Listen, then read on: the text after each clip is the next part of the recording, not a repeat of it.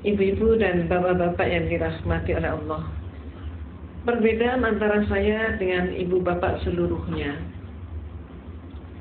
Saya lahir dari keluarga yang beragama Katolik. Sedangkan ibu dan bapak begitu lahir yang didengar adalah suara azan dan iqamah. Ibu bapak berusia 5-6 tahun sudah masuk untuk mempelajari kitab suci Al-Quran, belajar ngaji. Sedangkan saya ketika umur 6 tahun saya dimasukkan Sunday School, sekolah minggu, yaitu kursus untuk mempelajari agama Kristen ataupun Katolik. Dan saya mendapatkan prioritas, yaitu menikmati Sunday School secara privat yang diberikan oleh seorang Mother Overster. Mother Overster yaitu pimpinan biara. Mengapa demikian? Antara lain dikarenakan ayah ibu saya adalah donatur terbesar gereja. Ketika kemudian saya remaja, saya masuk organisasi di gereja yang namanya Legio Maria. Legio dari kata legion, Maria maksudnya adalah Siti Maryam binti Imran, ibu daripada Nabi Isa alaihissalam. Visi misi organisasi itu adalah mencari domba tersesat. Siapa yang dimaksudkan domba tersesat? Yang dimaksudkan domba tersesat bukan kambing-kambing yang kita potong saat Idul Adha, tapi yang dimaksudkan domba tersesat adalah siapapun orangnya yang belum Kristen. Jadi seperti seluruh daripada kita yang hadir di masjid ini, itu juga disebut sebagai domba tersesat oleh mereka.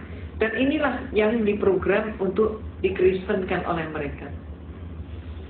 1 tahun berikutnya saya menjadi salah satu ketua dengan jumlah anggota terbesar di tanah air kita. Dan setelah itu saya masuk biara menjadi seorang biarawati atau suster. Ibu dan bapak, jujur-jujur saja saya tidak pernah bercita-cita menjadi seorang muslimah. Cita-cita saya menjadi seorang biarawati dan saat itu sudah tercapai. Namun pada saat justru saya sudah mencapai cita-cita saya, disinilah Allah menyelenggarakan kehidupan hambanya. Pada saat saya di biara, dari seluruh mereka yang masuk biara, hanya ada 2 orang saja. Satu adalah diri saya yang diberi tugas khusus, yaitu untuk kuliah di biara dan sekaligus kuliah di Institut Filsafat Teologi yang disebut Seminari Agung, pendidikan akhir pastor. Di sanalah saya menekuni comparative religion, termasuk menekuni Islamologi. Tapi Islamologi yang saya terima di sana bukan untuk menyatakan Islam agama yang sama, tapi sebaliknya untuk menyatakan Islam agama yang jelek. Mereka menyatakan, kalau Anda ingin tahu tentang Islam, lihat saja umat Islam di Indonesia. Maka di Indonesia ini orang yang melarat agamanya apa? Islam. Yang bodoh agamanya apa? Islam. Yang kumuh di bantaran sungai agamanya apa? Islam. Yang kehilangan sandal sepatu hari Jumat siapa? Islam. Yang gak mau bersatu, bercerai-berai terus siapa? Islam. Yang jadi teroris siapa? Juga dikatakan Islam. Maka teman-teman saya sepakat dengan kesimpulan bahwa kalau begitu Islam agama yang jelek. Pada saat itulah saya katakan penyimpulan itu belum benar. Islam jangan hanya dilihat di Indonesia, coba kita lihat bagaimana di negara-negara yang lain. Saya kemukakan contoh, coba kita lihat bagaimana di Filipina. Di Filipina ternyata orang yang melarat dan bodoh agama mereka bukan Islam, tapi adalah Kristen dan Katolik. Meksiko adalah negara yang miskin, dan di sana yang jadi maling ayam, pencopet, pencuri, pemabuk, pemerkosa, penjudi dan lain sebagainya, tidak ada satupun yang Islam. Semuanya adalah Katolik atau Kristen. Mesir keadaannya berbalik dengan tanah air kita. Kalau di Indonesia kita berbicara tentang pembantu rumah tangga dan dikatakan beragama Islam, majikannya banyak yang non-Islam, tapi kalau di Mesir terbalik. Di Mesir justru majikan beragama Islam dan pembantunya justru Kristen dan Katolik, dan selaris yang paling murah mereka datangkan dari Filipina yang beragama Katolik. Irlandia adalah sebuah negara yang tidak pernah selesai dengan konflik internal antara selatan dan utara. Dan yang konflik itu tidak melibatkan seorang pun yang Islam. Semuanya yang konflik adalah orang Protestan dengan orang Katolik. Mereka itulah yang saling membantai dan saling membunuh. Dan oleh masyarakat Eropa, yang dijuluki sebagai teroris itu adalah Irlandia dengan julukan khusus sebagai teroris Eropa. Lebih lanjut lagi kita ke Italia. Di Italia yang menjadi gembong obat bius dan perjudian, tidak ada satupun yang Islam. Semua mafioso beragama Katolik. Maka saya katakan kepada dosen saya, Pater, sebutannya Pater atau Pastor, saya katakan Pater, tidak terbukti bahwa Islam jelek. Maka saya kemudian mengajukan solusi sekaligus usul, minta izin untuk mempelajari Islam dari sumbernya sendiri. Izin diberikan, tapi dengan satu instruksi, mencari kelemahan Islam. Inilah untuk pertama kali saya berkenalan dengan Islam. Pertama kali saya ngaji, saat itu saya masih di biara dengan kapasitas sebagai seorang biarawati. Tapi ketika saya memandang kitab suci Al-Quran, melihat huruf hijaiyah, saya itu jadi bingung. Ayat ini mana yang depan, mana yang belakang, mana yang atas, mana yang bawah, bingung sekali. Saya amati bentuk hurufnya, lebih bingung lagi. Hurufnya ini kok panjang-panjang, bulat-bulat seperti cendol. Saya nggak mampu. Maka akibatnya, karena keterbatasan waktu, saya putuskan saya harus ngaji dari terjemah. Ketika pertama kali saya memegang terjemah, apa yang terjadi? Keliru juga. Ayat Allah yang saya pelajari itu bukan dari depan ke belakang, tapi kebalik dari belakang ke depan. Dan akibatnya, yang pertama kali saya pelajari adalah surat Al-Ikhlas. Qul huwallahu ahad, Allahu samad, lam yalid wa lam yulad wa lam yakul lahu kufuwan ahad. Malamnya saya ngaji surat Al-Ikhlas, persis pagi harinya saya mendapatkan kuliah teologi di mana dosen saya menyatakan Tuhan itu satu tapi pribadinya tiga. Inilah penyelenggaraan Allah. Sehingga malam harinya ada kekuatan yang mendorong saya untuk kembali ngaji. Allahu ahad. Ini yang benar menurut suara hati saya begitu. Maka hari-hari berikutnya saya dialogkan dengan dosen saya. Saya katakan, Pater, saya belum paham hakikat Tuhan. Maka kemudian dosen saya pun bertanya, bagaimana mungkin seorang biarawati tidak paham hakikat Tuhan? Kaget sekali dia. Maka dia pun maju ke papan tulis, menggambar sebuah segitiga sama sisi. AB sama dengan BC sama dengan CA. Saya ditanya, segitiga ini berapa? 1. Sisinya berapa? 3. Itulah Tuhan itu satu tapi pribadinya 3, kata dosen saya. Maka kemudian saya pun mengatakan, kalau demikian Pater, suatu saat nanti, kalau dunia sudah semakin maju, ipteknya pun semakin berkembang, Tuhan itu kalau cuma 3 pribadi tidak akan mampu untuk mengurus dunia. Paling setidak-tidaknya harus mendapatkan penambahan menjadi 4 pribadi. Jawab dosen saya, tidak bisa. Saya jawab, bisa saja. Maka saya pun maju ke papan tulis, menggambar segi 4 sama sisi. Kalau dosen saya menyatakan Tuhan itu pribadinya 3, dengan menggambar segitiga, maka saya gambar segi 4 sama sisi, sah-sah saja kalau saya katakan Tuhan itu pribadinya 4. Apa kata dosen saya? Tidak boleh. Kalau tadi tidak bisa, sekarang menjadi tidak boleh. Maka kemudian saya tanya, kenapa? Jawabnya, ini dogma. Dogma adalah hukum atau aturan yang dibuat oleh pemimpin gereja. Maka saya tanya, Pater, kalau saya belum paham dogma itu bagaimana?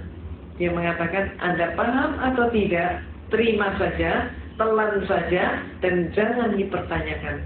Kalau Anda bertanya, kalau Anda ragu, hukumnya dosa. Walaupun saya sudah dijawab seperti itu, tapi malam hari ada keinginan yang demikian kuat untuk kembali mengkaji Al-Quran. Demikian terus-menerus terjadi, sehingga saya pun semakin ingin berdialog dengan dosen saya tentang masalah konsep Tuhan, tentang masalah tauhid, kalau kita menyebutnya demikian. Maka antara lain saya pernah bertanya, Pater yang buat meja ini siapa? Saya pernah bertanya begitu. Maka kemudian dosen saya nampak dia menangkap ada sesuatu yang lain di balik pertanyaan saya. Dia tidak mau menjawab, bahkan saya disuruh menjawab sendiri. Dan saya pun menjawab. Saya katakan, Pater, kalau menurut saya yang membuat meja ini pasti tukang kayu. Lalu kenapa? Pasti tanya lagi dia. Saya jawab, kalau menurut saya, meja ini walaupun dibuatnya setahun yang lalu, sampai 100 tahun kemudian meja ini tetap meja, tidak berubah menjadi tukang kayu, dan tidak ada satupun meja yang mampu mengubah dirinya menjadi tukang kayu. Tukang kayu tidak boleh dipersamakan dengan meja. Maka dia pun bertanya, apa maksud Anda? Saya katakan, Father, menurut pengamatan saya, Tuhan itu menciptakan alam semesta dan seluruh isinya termasuk manusia. Maka ada manusia yang dilahirkan setahun yang lalu. Sampai 100 tahun kemudian, ternyata dia tetap manusia. Bahkan sampai kiamat pun manusia tetap manusia. Tidak ada satu manusia pun yang mampu mengubah dirinya menjadi Tuhan. Dan Tuhan tidak boleh dipersamakan dengan manusia. Malamnya saya ngaji lagi. Dan hari-hari berikutnya saya dialog lagi, saya diskusi lagi. Saya pernah menyatakan juga, Pastor, siapa yang melantik RW? Saya ditertawakan kali ini. Bagaimana mungkin seorang biarawati nggak ngerti siapa yang melantik RW? Maka saya jawab, sebetulnya saya mengerti. Maka kemudian dia baru terhenyak, dia kaget sekali. Apa sih maksud Anda? Dia tanya. Coba menurut Anda siapa? Coba silakan jawab. Bertubi-tubi saya digitukan. Dan kemudian saya katakan, Pater, kalau menurut saya yang melantik RW pasti eselon di atasnya, lurah ataupun kepala desa. Kalau sampai ada RW dilantik oleh RT, maka jelas pelantikan itu tidak sah. Demikian pula ada 100 orang kopral bermusyawarah untuk mengangkat salah satu teman mereka menjadi seorang jenderal. Walaupun yang melantik 99 orang, tetap saja pelantikan itu tidak sah. Apa maksud Anda? Dia tanya. Maka saya katakan, Pater, menurut pengamatan saya, Tuhan itu menciptakan alam semesta dan seluruh isinya termasuk manusia. Manusia hakikatnya sebagai hamba Tuhan. Maka kalau ada manusia melantik sesamanya manusia menjadi Tuhan, jelas pelantikan itu tidak sah.